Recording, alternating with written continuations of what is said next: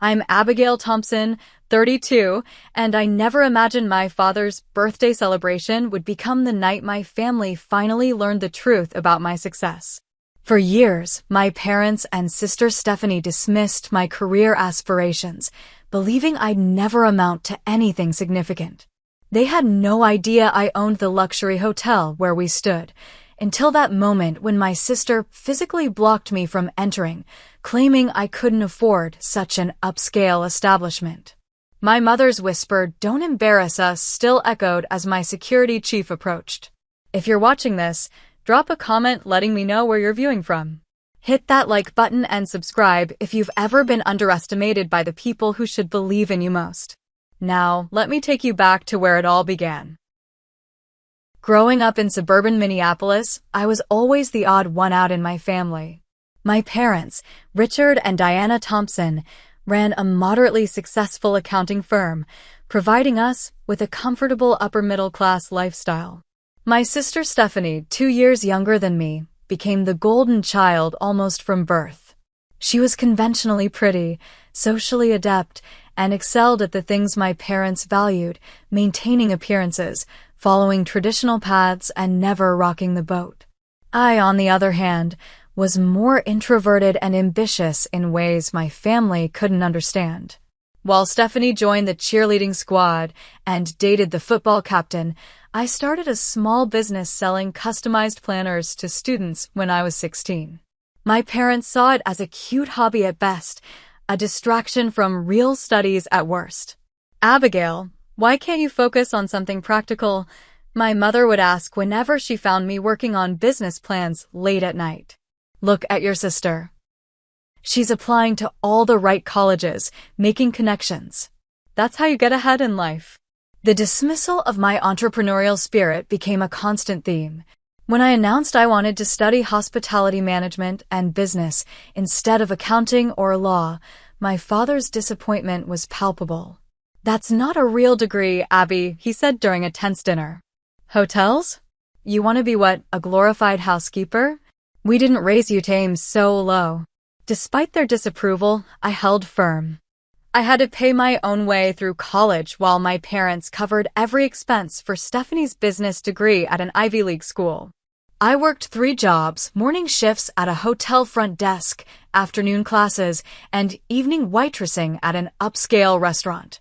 Those years were exhausting but educational in ways my formal studies couldn't match. During my junior year, I met Rachel Winters, a hospitality management professor who became my mentor.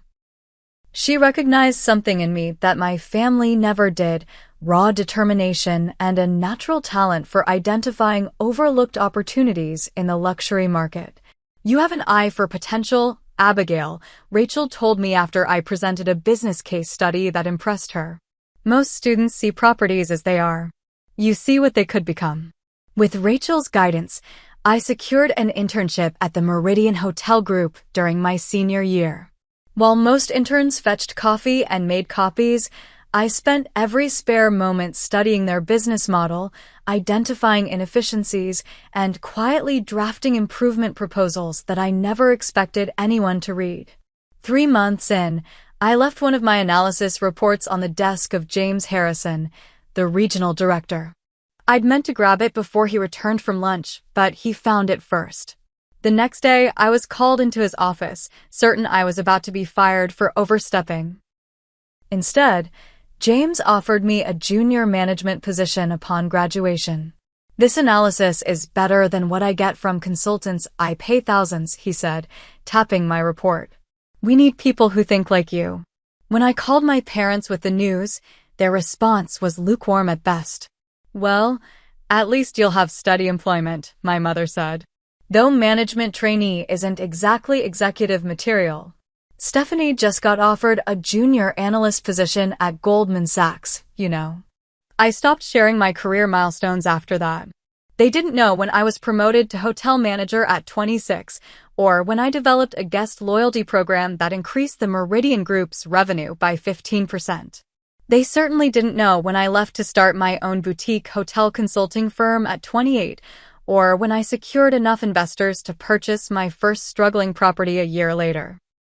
The Athena Hotel had been a fated five-star establishment, losing money for years before I acquired it. I renovated extensively, rebranded brilliantly, and turned it into the most exclusive boutique hotel in Minneapolis within 18 months. My second property followed 6 months later. By my 32nd birthday, I owned a small but prestigious collection of luxury hotels across the Midwest, with the flagship Athena being my crown jewel and personal residence. I maintained the penthouse suite as my home. My parents and Stephanie remained oblivious to all of this. In their minds, I was still struggling in some middle management hotel position, barely making ends meet.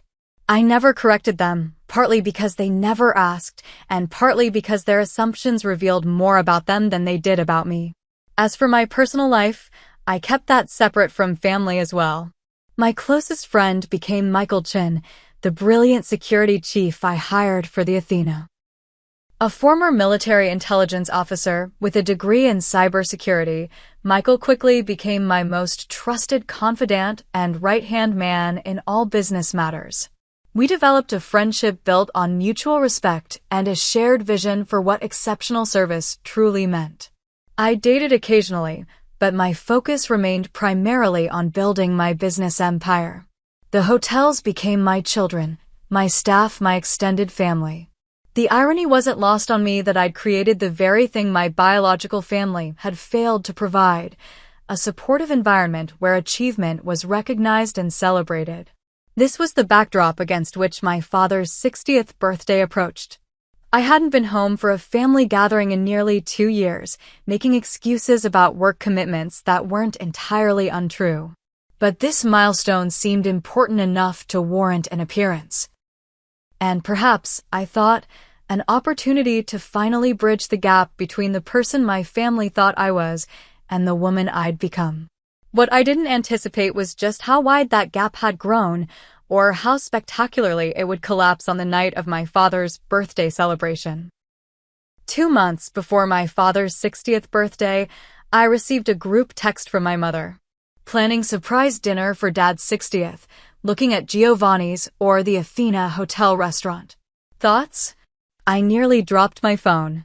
The Athena, my Athena, was on her shortlist. For a moment, I considered telling them the truth right then, but something held me back. Perhaps it was years of conditioning, or maybe an unexpected opportunity for a more meaningful revelation. The Athena has a great reputation, I texted back casually. Their private dining room is supposed to be exceptional. It's very expensive, my mother replied. Probably out of our budget. And yours, obviously. That stung, but I was used to it. I could help with costs, I offered. We don't need charity, Abigail. Your sister is doing very well at her firm and has offered to cover half. We'll figure out the rest. I bit back a sarcastic response and instead suggested I could look into potential discounts through industry connections. My mother reluctantly agreed, which gave me the opening I needed. That afternoon, I called my general manager at the Athena, Jackson Porter. Jackson, my family is planning my father's birthday dinner at our restaurant next month. They have no idea I own the place. Seriously? Jackson laughed. That's either cosmic irony or fantastic timing. A bit of both. Here's what I need. They'll call to make a reservation for the Thompson party. Give them our best private dining room, the Winston Suite. Full service, premium everything, but when they ask for the price, quote them exactly half of the actual cost. I'll cover the difference anonymously. And should we acknowledge you as the owner when you arrive? Jackson asked. I paused, considering this crucial detail. No. Treat me like any other guest initially. I'll find the right moment to reveal the truth. Over the next few weeks, I monitored the reservation process from afar. My mother called multiple times, haggling over details and questioning the surprisingly reasonable rate for such a prestigious venue. My executive chef developed a special menu, and I arranged for my father's favorite wines to be served throughout the evening. A week before the event, my sister Stephanie called me directly, something that rarely happened. So you're actually coming to Dad's birthday? She sounded skeptical. Of course. It's an important milestone. Mom says you got some kind of discount at the Athena. How exactly did you manage that? It's not like you're a VIP guest there. The perfect opportunity to come clean presented itself, but again, I hesitated.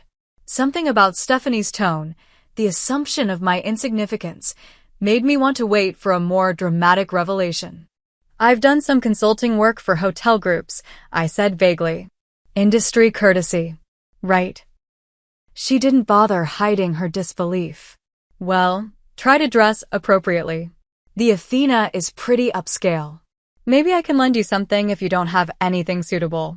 I glanced down at the custom Valentino dress I was wearing for a business meeting and smiled to myself. I'll manage. Just don't embarrass us, she added before hanging up. Those words would prove remarkably ironic in just a few days. The night before the dinner, I received another call, this time from my mother. Abigail, we've had to add a few people to the guest list. The Robertsons, you remember Jim Robertson, your father's golf partner? And the Clarks from the neighborhood association. Oh, and Stephanie's bringing her new boyfriend. He's a junior partner at her firm. Very impressive young man. That sounds fine, I replied. The room can accommodate up to 20 people. How would you know that? My mother's suspicion was immediate. I looked at their website when you mentioned booking there. I recovered quickly. Well, anyway, with the additional guests, we're concerned about the cost. I know you offered to contribute, but we're thinking it might be best if you handle the tip for the servers instead. That way you can participate without stretching your budget too thin. I closed my eyes and counted to 10. Sure, Mom. I'd be happy to take care of the gratuity. Wonderful. And Abigail? Please be punctual. The reservation is at 7 sharp, and you know how your father hates tardiness. After hanging up, I sat in my office overlooking the Minneapolis skyline, contemplating the following evening. Part of me felt childish for not simply telling my family the truth about my success. Another part recognized this as the perfect opportunity to address years of dismissal and disrespect. I called Michael, my security chief, and outlined a plan for the following evening. His deep laugh echoed through the phone. You're sure about this approach? He asked. It's a bit theatrical. Sometimes a demonstration is more effective than an explanation, I replied. Besides, they've written their own script for this scenario. I'm just following their lead to its natural conclusion. As always, I've got your back, Michael assured me. Tomorrow will certainly be memorable. That night, I slept in my penthouse suite above the Athena, the hotel my family believed I couldn't afford to dine in, let alone own. Tomorrow would indeed change everything, though not in ways any of us could fully anticipate. The evening of my father's birthday arrived with perfect theatrical timing. A light snowfall had begun, dusting the Athena's historic facade with a crystalline glow that highlighted its restored Art Deco details. I'd intentionally arranged to arrive separately from my family, claiming a last-minute work commitment would make me slightly late. In reality, I wanted to observe their entrance from the hotel's security cameras. Dressed in a midnight blue Givenchy gown, simple, elegant, but unmistakably expensive, I sat in my private office adjacent to the main kitchen, watching the monitors as my family arrived 40 minutes early. My mother, wearing what I recognized as her special occasion outfit, a 10-year-old St. John suit she reserved for country club events and weddings, immediately began inspecting everything, from the marble floors to the floral arrangements. My father looked uncomfortable but impressed, straightening his tie repeatedly as he gazed up at the restored ceiling murals I'd commissioned from a renowned artist. Stephanie arrived moments later with her new boyfriend, Derek, both dressed like they were attending a gala rather than a family dinner. She immediately took charge, speaking loudly to the concierge and gesturing dramatically as though she belonged there and was doing everyone a favor by explaining how things should be handled. I watched as Jackson, my GM, personally greeted them and escorted them to the Winston suite, where champagne and appetizers awaited. My mother's surprise was evident even on the small security screen. I'd authorized far more than the reasonable package she'd been quoted. Miss Thompson. My executive chef, Elise, appeared at my office door. Everything is prepared according to your specifications. The wine has been decanting for 3 hours, and we've included your father's favorite bourbon for after dinner. Perfect, Elise. Thank you. I stood, smoothing my dress. I think it's time for me to make my entrance. As planned, I texted Michael to take his position near the hotel's grand entrance. Then I left through my private elevator, exiting the hotel entirely and walking around to approach from the main entrance like any other guest. The timing needed to be precise. I arrived just as the remaining guests were checking in with the front desk. Standing slightly back from the group, I observed as the Robertsons and Clarks were directed toward the private dining room. Just as I prepared to follow them, Stephanie emerged from a hallway, presumably returning from the restroom. Her eyes landed on me, narrowing with immediate judgment. The smile that spread across her face wasn't friendly. It was the same condescending expression I'd seen countless times growing up. Abigail. You actually showed up. She looked me up and down, her gaze lingering on my dress, shoes, and the simple but obviously real diamond earrings I wore. Wow, you borrowed something nice. Hello, Stephanie. You look lovely, I replied, refusing to engage with her implicit criticism. She frowned, perhaps disappointed I hadn't given her more ammunition. Mom was worried you'd back out. Or show up looking like you'd just left work at wherever it is you're working these days. I'm exactly where I want to be career-wise, I said honestly. Right. She glanced over my shoulder toward the entrance, then her eyes widened. Oh, you didn't. Please tell me you didn't bring a date to Dad's birthday. This is a family event, Abigail. I turned to see Michael entering, impeccable in his tailored suit. Before I could explain he wasn't joining us, my mother appeared beside Stephanie. Abigail, finally. We've been here for ages. She barely looked at me, her attention immediately shifting to Michael. And who is this? We didn't arrange for extra seating. This is, I began, but Michael smoothly interjected. Good evening, Mrs. Thompson. I'm Michael Chin, head of security for the Athena Hotel. I just needed a brief word with Ms. Thompson. My mother's expression shifted instantly from irritation to embarrassment. Security? Abigail, what have you done now? Before I could respond, Stephanie stepped directly in front of me, physically blocking my path toward the restaurant as though preventing me from fleeing. Is there a problem with her reservation? Stephanie asked Michael, speaking about me as if I weren't present. We can cover her portion if that's the issue. My mother moved closer, her voice dropping to that particular whisper that somehow carried perfectly despite its lowered volume. Abigail, don't embarrass the family. If you're having financial problems again, you should have said something before coming to a place like this. The lobby had grown quiet, with several guests and staff pausing to observe the unfolding drama. Jackson had appeared near the restaurant entrance, watching with barely concealed amusement.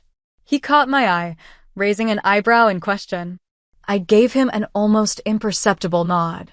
Actually, Michael said, his professional tone unwavering, I wanted to inform Ms. Thompson that her special requests for the evening have been arranged according to her specifications. Special requests? My mother looked confused. What special requests? Stephanie rolled her eyes. Mom, she probably asked for the cheapest wine option or something. Can we please go back to the party? Derek is telling Dad about his new BMW. She turned, attempting to guide my mother away while still blocking my path. That's when Michael cleared his throat loudly. Mrs. Thompson, Ms. Stephanie. Perhaps you're unaware that you're currently preventing the owner of this establishment from entering her own property. The silence that followed was absolute. My mother froze mid-step, while Stephanie slowly turned back toward me, her expression caught between disbelief and dawning horror. Excuse me? My mother finally managed. Jackson chose that perfect moment to approach, extending his hand to me with practiced deference. "Miss Thompson, everything is prepared for your father's celebration. The chef has included all your requested items, and the 1962 Bordeaux you selected from your personal collection is exceptional with the prime rib." My mother's face had drained of color. "Your personal collection?" I smiled, finally stepping around my stunned sister. "Yes, Mom. From my wine cellar here at the Athena. I've been meaning to tell you both I own this hotel, and the Meridian downtown, and 4 others across the Midwest."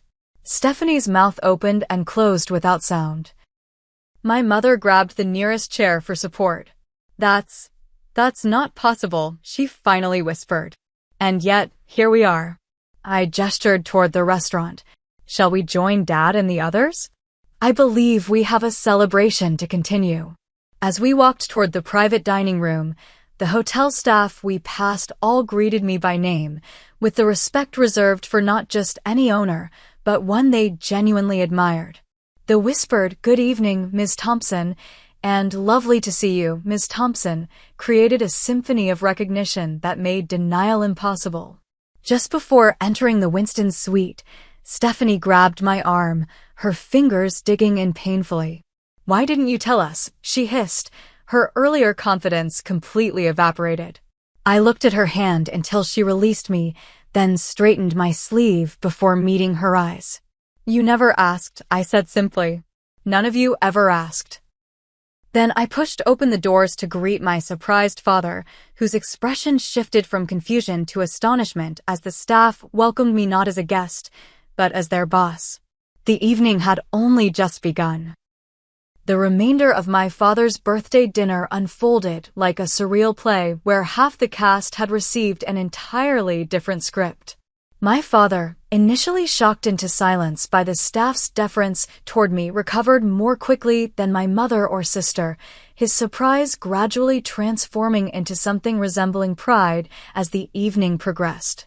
"So this is why you've been so secretive about your work," he said during a quiet moment when we found ourselves alone near the dessert table. "You own this entire place?"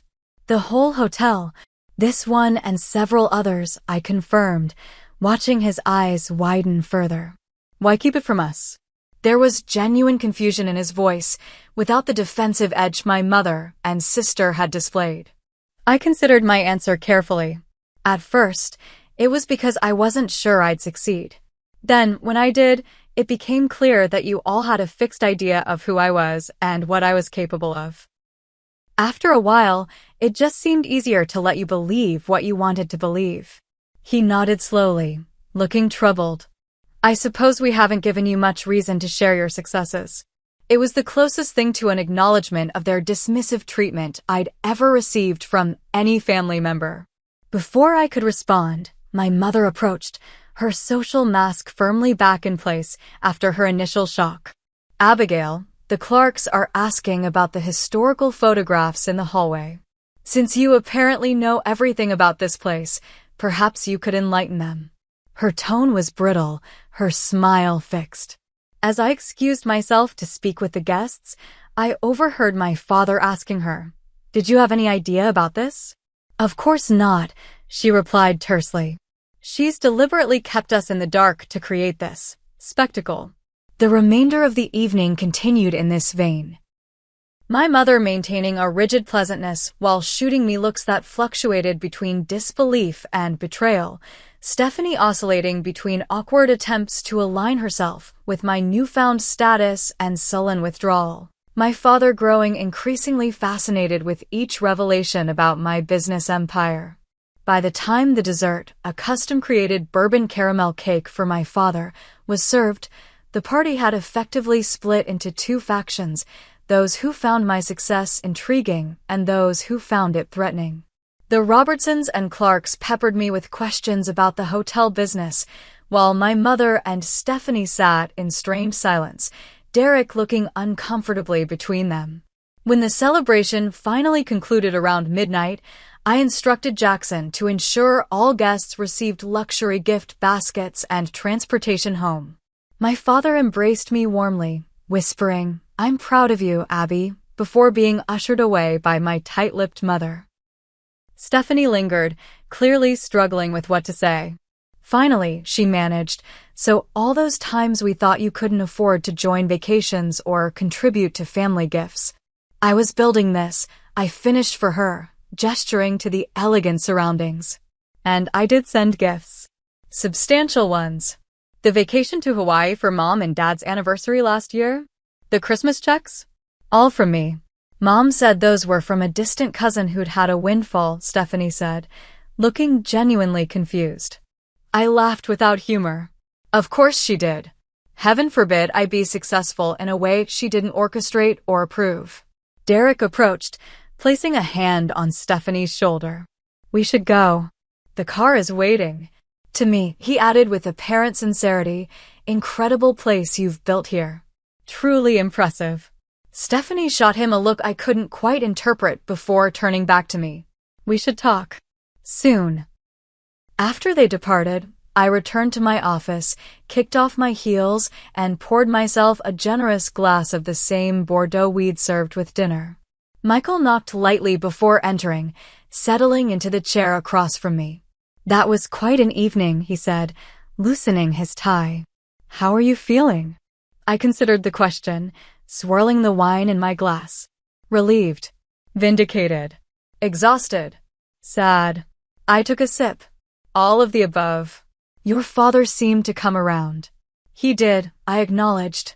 "He's always been more reasonable than Mom or Stephanie. Just not reasonable enough to ever stand up for me." Michael nodded understanding. "And now? What happens tomorrow when the shock wears off?" That was the critical question. The revelation of my success had been dramatic and satisfying in the moment, but I knew enough about family dynamics to recognize this was just the beginning of a complicated renegotiation of relationships and expectations. "I suspect my phone will start ringing very early tomorrow," I said. "My mother will either demand explanations or attempt to rewrite history to claim she always believed in me. Stephanie will likely vacillate between resentment and attempts to capitalize on her connection to me." "And you'll respond how?" I set down my glass, suddenly certain of my next steps. "I'm going to set boundaries clear, firm boundaries for the first time in my life. This isn't about revenge or gloating. It's about establishing the respect I should have had all along." Over the next 2 hours, Michael and I outlined a strategy that wasn't about punishing my family, but about protecting myself and creating the possibility of healthier relationships moving forward.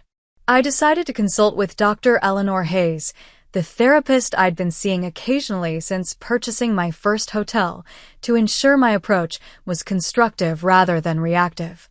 As predicted, my phone began ringing at 7:03 the next morning. My mother. I let it go to voicemail. A text from Stephanie followed immediately. "We need to talk. Can I come by your hotel today?" I responded to neither immediately, instead calling Dr. Hayes to schedule an emergency session that afternoon. By the time I arrived at her office overlooking Loring Park, I had 17 missed calls, 23 text messages, and an email from my father that simply read, "I owe you an apology." Many apologies. "When you're ready to talk, I'm ready to listen." That email, so different from my mother's demanding voicemails and Stephanie's alternately accusatory and ingratiating texts, gave me hope that at least one relationship might be salvageable. "The question isn't whether you should forgive them," Dr. Hayes said after I recounted the previous evening's events. "The question is what kind of relationship you want moving forward and what boundaries need to be in place to make that relationship healthy for you." By the end of our session, I had clarity about my next steps. This wasn't about punishment or revenge. It wasn't even about forcing acknowledgement of past slights. It was about creating a new dynamic where my autonomy and achievements were respected and where old patterns of dismissal and diminishment could not continue. I returned to the Athena that evening and instructed the front desk to send up any family members who might arrive unannounced. Then I sat in my penthouse living room, overlooking the city I'd conquered on my own terms, and finally returned my father's email with a simple message. "I'm ready to talk. Alone. Tomorrow at 2 p.m. in my office at the Athena."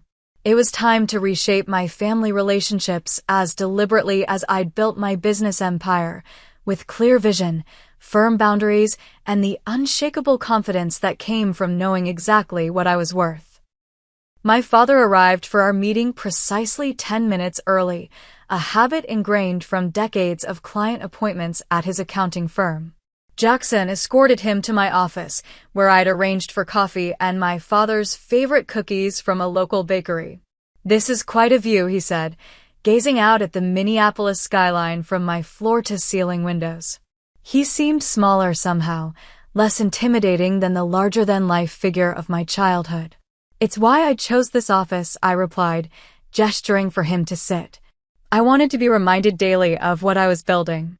An awkward silence fell between us, 32 years of miscommunication and missed connections hanging in the air. Finally, my father cleared his throat.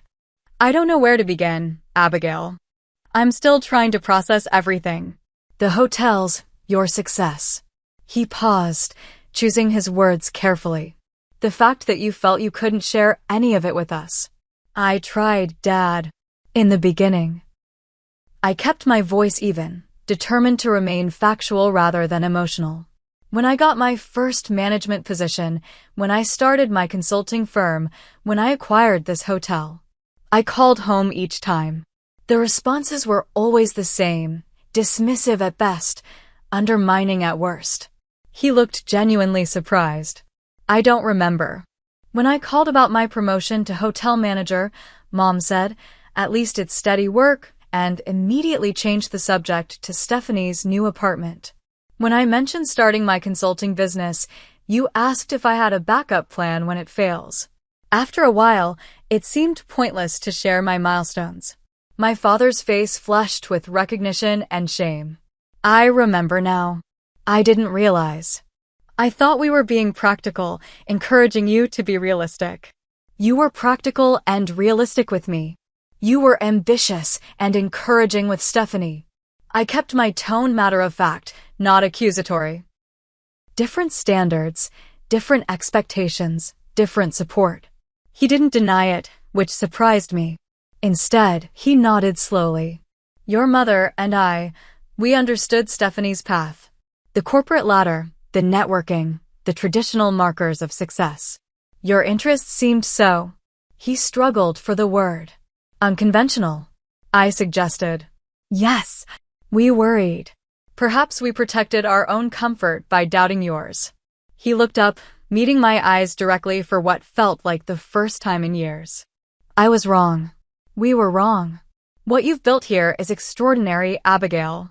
The acknowledgement, so simple, so overdue, hit me with unexpected force. I blinked back sudden tears. "Thank you for saying that."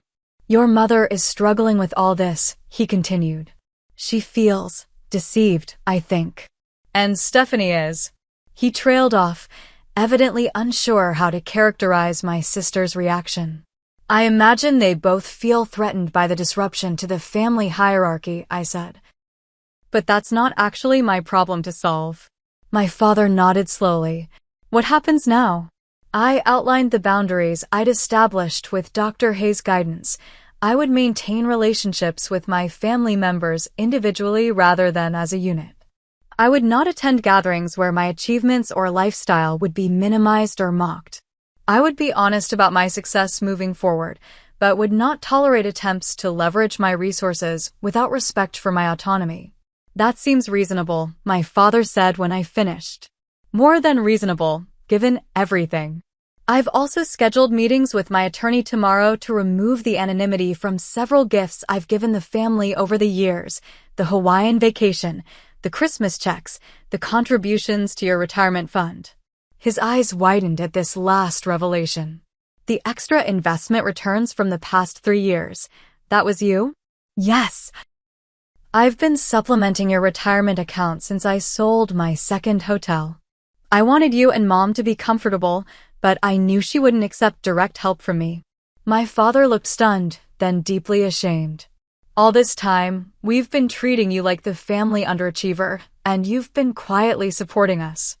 "I didn't do it for gratitude or recognition," I clarified. I did it because I could, and because despite everything, you're my family. But moving forward, I want transparency. No more anonymous gifts, no more pretending to be less successful than I am. He agreed, and our conversation shifted to his birthday celebration. He genuinely enjoyed it once the initial shock wore off, he admitted, particularly seeing the respect my staff clearly had for me. Your mother kept saying you must have tricked us somehow, that it couldn't possibly be your hotel. He shook his head. I told her she needed to accept the reality in front of her. That didn't go over well. After he left, promising to process everything we'd discussed, I spent the afternoon in back-to-back meetings with my attorney, financial advisor, and therapist, solidifying my plan for restructuring family relationships. Sarah Jenkins, my attorney, helped me draft formal letters documenting past financial gifts and establishing clear parameters for any future family financial interactions. My financial advisor, Marcus Williams, reviewed my portfolio to ensure my family-related financial decisions wouldn't impact my business operations. Dr. Hayes helped me prepare psychologically for the conversations ahead, particularly with my mother, who would likely be the most resistant to the new dynamic. By the end of the day, Operation Family Reset, as Michael jokingly called it, was fully developed. I felt prepared, centered, and for the first time when dealing with family matters fully in control of my own narrative. I instructed Jackson to inform the front desk that my mother and sister were to be admitted if they arrived, but not given any information about my whereabouts or schedule. Sure enough, my mother appeared unannounced the following morning, clearly expecting to be immediately ushered into my presence. Mrs. Thompson, Jackson greeted her with perfect professional courtesy. Do you have an appointment with Miss Thompson today? Her indignation was visible even on the security monitor I was watching from my office. I don't need an appointment. I'm her mother. I understand, but Ms. Thompson is currently in meetings. I'd be happy to check her availability later today or schedule something for tomorrow. The boundary, so simple, so standard for anyone else, was clearly shocking to her. After several minutes of increasingly agitated protest, she finally left, but not before informing Jackson that she would deal with Abigail directly about this ridiculous situation. She called immediately upon leaving the hotel. This time, I answered. Hello, Mom. What on earth is going on, Abigail?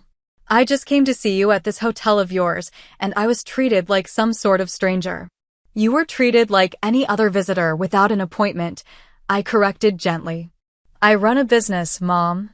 I have meetings, responsibilities, schedules. I'm your mother. I shouldn't need an appointment to see my own daughter. Would you drop by Stephanie's law firm and expect to be immediately shown to her office? The silence on the other end told me the point had registered. This is different, she finally said, but with less conviction. It's really not.